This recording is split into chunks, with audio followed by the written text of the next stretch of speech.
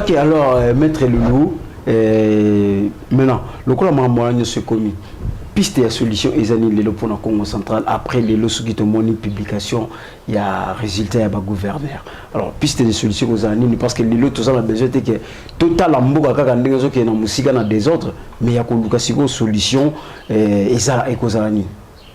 Mais tant on a eu ce bino qui to loba qui déjà qui bon qui est dans la ligne on a passage à force c'était so bolingo mona muto aza wana bolingi ta longwa eza droit na bino ko réinitialiser démarche na bino oh balongola qui était azala ki nini yo azala ki bakenda na bilolo bakenda na bilolo te OK d'accord volonté na bino ezagini o to longola OK beaucoup ça soso monsieur a défiance na ya défiance mususu beaucoup de dossiers contre le gouverneur d'Asika. Ça, j'aurais préféré qu'il y ait un sens à Nengwana. Tu trouver un angle politique. Comme ça, tu soigner l'image. Vous organisez peu l'élection et vous organisez peu des motions contre le gouverneur. Parce qu'il y a vous attaquez, vous organisez un budget sur Asika. Allez, vous répondre, vous taquez, tu l'ingioté. Allez, tu tombes de Moussapi. Qui va d'accord avec les bisous sur tomber Moussapi. Maintenant, toujours, on a des mots propres. Toké na biloloté, toké 12 heures, 4 T, 5 T. Tout cela, on a des mots propres. La justice, tout ça, le système a bien fin de non-procédé. Fin de non-recevoir. Ce qu'on veut dire fin de non-recevoir, taux de non-procédé. C'est que au sali erreur na forme. Mais je dis que Mouto et Obasale l'erreur na forme, Mouto a gagné. Non. Juge à l'objet au sali bien tekene ko bandela. O bandeli. C'est fini. Ok. Obscur libelli. Au continue aussi mon moi erreur moko ezali batali non il y a obscur libelli. Batumso a sepeli oh nino juge a pesi biso raison. Non, juge a lobby ndenge pesi li dossier na moni clarité. Kendo bandela. OK o bandeli yango siko kitoko juge a lobby recevable. O bandi procès. Donc biloko monsieur ya biloko moko simple ko sala mais bango basala na ndenge moko ba yanké. To bisi bango ke biso tozo monaki problème ezo ya lobby. Parce qu'il y a une contestation, 22 personnes. Il y a 41 personnes. Si on divise 41 divisé par 22, vous avez à peu près n'habitez. De ceux qui ont Kaboli. C'est vrai. 22 par 2, ça fait 44. Donc un demi. Or, député pas si provincial pas si il y a candidature, il n'y a pas déjà un. Donc il suffit de 2. À l'équipe, nous sommes sous. Donc on a besoin seulement de 2 ou 3 personnes. Vous avez carré vous avez besoin. Carré vous avez sous 3 personnes. Donc c'est n'est pas sur le monde. Ceux qui monde vous avez été vice-président. Pour nous qui monde vice-gouverneur. Nous avons 2 vice-gouverneurs. Bah cousin nanga. Il y a oncle nanga honorable Makaki di base Dieu Mindonga. Oncle nanga moko Makaki di vice-gouverneur. Na cousin nanga moko Matumpa vice-gouverneur. Vous venez dans le monde entier, vous purifiez la vie à Kati, Kati a vu purifier. Bien que ma bise aime, tu viens à Bissau. Si on a toute une question, si on a ça, la n'est pas se positionner. Na Kati, on a fait, moi, ça vient dans la Kati. Moi, ça vient dans la Kati. On a mère. Nefertiti. On a maman à Bissau. Donc, on a mère, maman. Allah, mais on a la ligne. Quand on a fait dans la Kati. Alors, on a dit qu'à tout mais peu aussi ça par rapport à Congo central. Justement, là, éclaircissement à Souka moqué par rapport à ce Congo central et les capacités de Souka. Donc, ce que total bien en résumé, on parlait sur quand on se problème aux les Congo central du début à la fin, dans les cas que nous avons déjà parce que l'histoire est connue. Nous avons au limbo les Libiso, après l'élection au Ekoya. Donc, il y a muke kolobaka na bandeko ba Hollanda biso ba imboka o ba Hollanda biso na lingi peno me ko éclaircir parce que c'est très important. Congo central les sika fufu bimaka et les Kinshasa Congo central les sika aider panaka Kinshasa parce que le gouvernement central les a na Kinshasa ce Congo central les a malade Kinshasa pe kozana mwambi na mbilinga na lingo me ko limbola mwa muke par rapport à dossier ya élection au Congo central surtout le Congo central parce que ozali moko ya ba ne Congo et puis ozam na territoire ya Mwanda ozali bongo na bas fleuve ceux qui ont tout droit clair bande de comprendre après l'élection après le résultat il y a les 6 semaines à Congo central toujours l'année mais nous avons tout à l'heure il y a un autre 5 au élection va préparer un monde ni ba élection va préparer un webi que cycle électoral yango ba élection gouvernorat aux ça na niveau Congo lelo ils a prévu un cycle normalité ils a ba situation auto créer biso moko instabilité or constitution nakati a exposé les motifs azali ko pekisa biso ba système ya ko créer ba crise inutile mais nous avons nous-mêmes créé des crises. Or, on devrait veiller à ce que le gouverneur Ouazalaki no Moussala Bandagi Moussala, dans l'Assemblée provinciale Bandagi Moussala, pour créer stabilité pour le développement. C'est ça que nous devons faire. Mais nous avons créé nous-mêmes la crise et nous avons niveau tout ça la élection. Mon frère, c'est l'élection 2023 vous allez. C'est l'élection de mon ami vous allez l'élection 2023. À une année, l'élection 2023 dans une année. Vous avez la gambon nous devions faire un effort. Il y a trouver une solution politique dans les politique. Mais si vous avez trouvé une solution dans la politique, vous avez politique, trouver une solution dans la justice et je viens de vous dire tout à l'heure. Dans la contestation, première contestation, on a déjà dans la musique. Ils ont simba arrêt à conseil d'État. À partir d'arrêt, l'élection est salamate. C'est déjà un vrai problème. Si vous avez un pays, ça a été à saisir court. Parce que contestation est en loi. Loi, ils ont le droit d'attaquer acte. Ou ils ont porté préjudice. Ce qui est au niveau de l'administration. L'administration, il y a CENI. Est-ce que vous avez informé?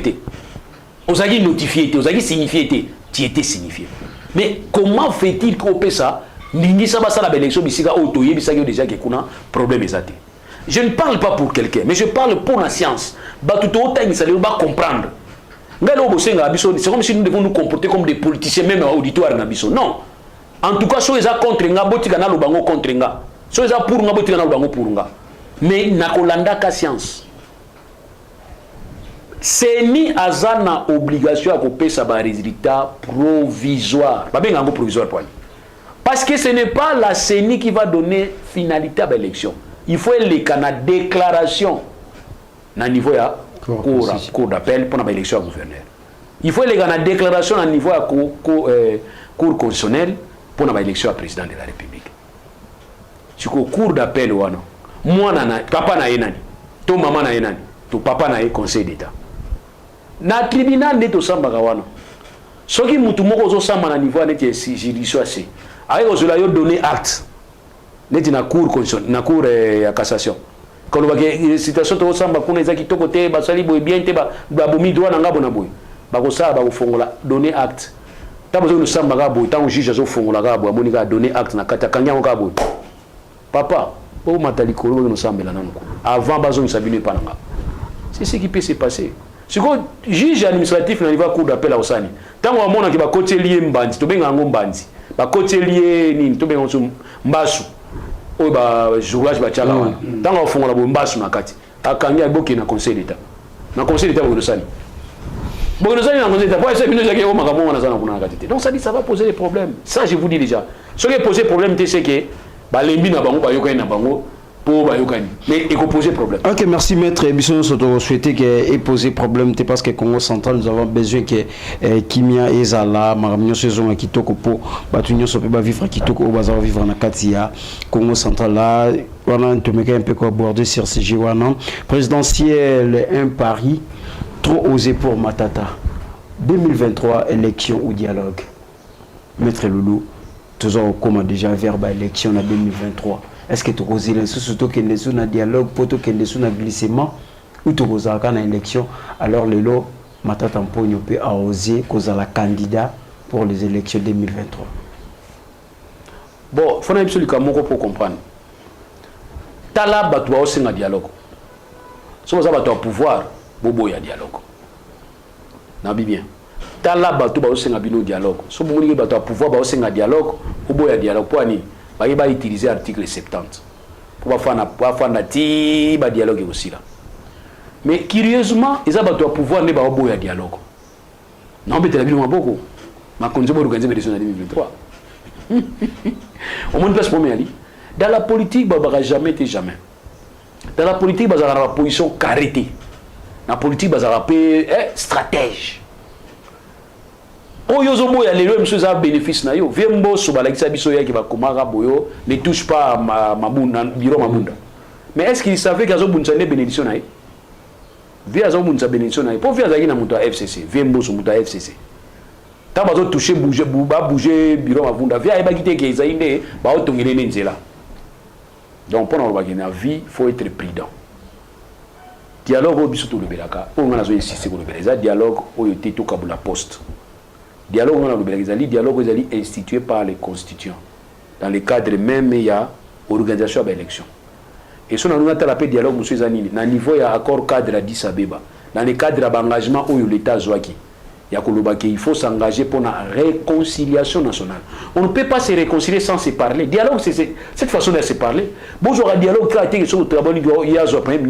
non, dialogue autour de ça, tout ça va bien.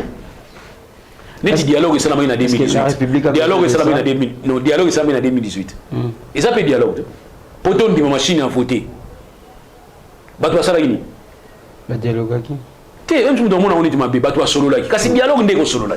Na français. Mais est-ce que la République est en a besoin en gros ou est en a besoin que toi qui n'as pas pour nous pour nous Ange, na ebisio, dans la vie, mets ça dans ta tête. Le dialogue est permanent. Ça mettre dans ta tête. Au moment où Russie va au Ukraine, canal moko yali au bazo solo là. Au moment où Russie va au Ukraine wana, ils ont autobé un engagement souveraineté. Au bas signé beaucoup touché. Au moment où nous en a Brazzaville là, courant na biso qui nda ko balba. Ata to wana guerre bokata courant na bangote. Donc moi je ne vois pas pourquoi est-ce que parce que ça la position est bien au bout il y a dialogue. Ça va. 2003 calamité, 2023 calamité. Ça va. Matata pogno candidat. Il y en a dit que ça va, Italibino, 2023 karaté. Mais beaucoup benga bango sur la position à Fukama.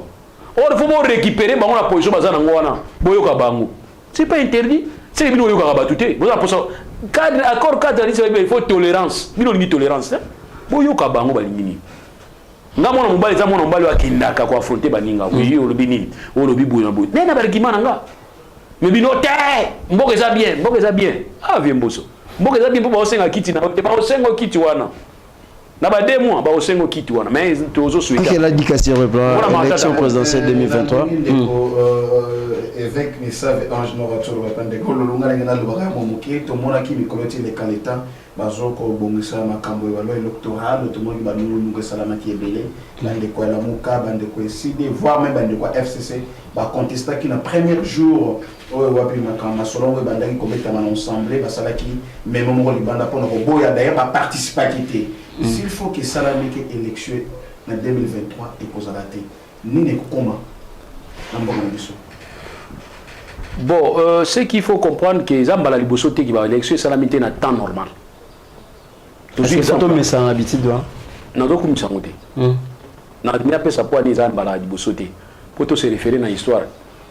Comprendre? Mobutu mandat na ici. Ici là ka c'était le 5 octobre. Mandat Mobutu. Ici là ka. Mobutu bani ko chama kelele, bani ko chama kelele. Mobutu tellement stratège. Avant de bien parler du peuple 1, parler du peuple né. Accord de marbre, ce qu'on appelle parler de marbre 1, parler c'est les 1, c'est les 2. C'était pour les distraire. Personne n'a gagné les élections. Ça veut dire quoi? Pour être président de la République, il faut mandat nous 5 ans. En dehors de 5 ans, en réalité, vous êtes sous-président de la République. Vous avez gagné chef de l'État. Vous avez profité de vous. Mais tu es mal à l'aise, pas ensemble. Parce qu'à ce moment-là, tu deviens comme un simple acteur politique. Ou tu es en entendant tout ça remplacer. Mobutu ba nyokola ki Mobutu ba bengi Ibu, ba bengi nyonso centrafricain, ba bengi Mobutu nyonso ba benga Mobutu. Parce que Mobutu mandat na ici là qui a comment qui en dehors mandat. Constitution na biso à prévoir système moko. La convocation à corps électoral ça maka 9 mois avant mandat chef d'État ici là. Pour permettre que tout s'arrange na katika chiwana. De manière à ce que le chef de l'État, à cause de la légalité, même na tamulaï, Mobutu a qui légalité. Parce qu'il y a manqué qui mandat à 5 ans. Mandat c'est la durée. Mandat est la durée. Ce qui dirait si au yaki ko communauté intérimaire. Si go ba biso si go personne n'a gagné les élections. Parce qu'organiser l'élection té. Faut organiser l'élection à 6 ans. so on a chance à rejoindre deuxième tour neti azani kana premier tour a ti susu alikili susu mandat na ebandi bon poni muto aleka na mandat na yakala to bisika au prêter déjà serment continuer ça veut dire mandat mususu oki au prêter mususu serment na timing wana bato atunenga question kabila kozonga nesi bato non kuibisa bato wana boye tant bino ozwaka visa ya une seule entrée et si la quand tant au koti tant au bimi mais bato mususu azwaka visa à plusieurs entrées muto aza sona besoin kina ambassade te asomika biya kei azongi asomika biya kei azongi constitution lobby le mandat du chef de la chef président de la République est à 5 ans renouvelable une seule fois seulement, c'est-à-dire on insiste, fallait dire renouvelable une fois ici, mais quand on dit une seule c'est une insistance, donc quand on insiste comme ça pour dire tout simplement que 5 fois Hollande après il y a une fois, c'est comme le visa. Quand vous avez un visa, il y a plusieurs entrées, tu peux entrer quand tu veux. Mais quand tu as un visa, il y a une seule entrée seulement, au côté une fois, au bimi, visé Silibiso. Donc il y a un lobby qui organiser des élections. Si vous organisez les élections, en 2023, et vous allez 2023, il faut y avoir le 24. Le 24 novembre. Hein? Voilà, décembre, novembre, octobre. À partir du mois d'octobre, déjà, nous, parce qu'il faut déjà tout convoquer déjà les lois électorales, il faut 90 jours avant, entre 9 mois ou bien 90 jours avant. Il faut convoquer déjà, pour préparer déjà l'élection, comme ça, ils en ont raté ma capacité. Ok. Tu vois, ce que vous organisez la vidéo et de l'équipe 2023, vous organisez l'élection. Tu vois, chef d'État en face de l'élection. On va créer un manœuvre dilatoire pour que le peuple pour ça, glissement. Bon, écoutez, glissement, c'est une solution bien été. Et créer la stabilité. Et créer la instabilité. Instabilité, instabilité, tout le monde est en Mobutu. Tout le monde est en Kabila. Nous avons vu en Mobutu en Kabila. Mobutu a commencé à Monica bloqué à Bengi Bamboya. Si vous avez la radio, vous avez la micro, vous avez so vous avez la radio, Boya, to Sangana, Congo, Abissonio, Papa Lucas Savubu, Papa Lumumba, Papa Kimbangu, Yébaki, pouvoir en place à bloquer.